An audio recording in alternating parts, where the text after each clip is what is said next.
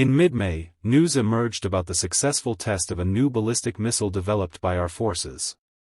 With a range of 300 kilometers and a 400-kilogram warhead, it's a powerful and reliable piece of weaponry.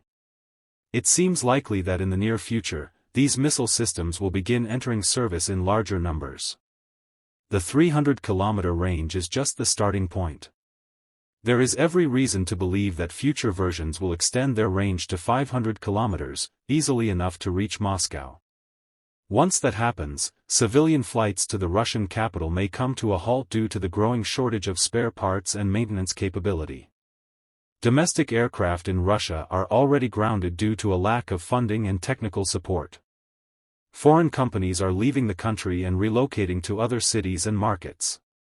So, in the not-so-distant future, Moscow may be left relying on horse-drawn transport. And finally, let's talk sanctions. Even Russia's so-called shadow fleet is starting to feel the pressure. Restrictions have begun to affect the ports of the Leningrad region, cutting down their oil and gas export capacity.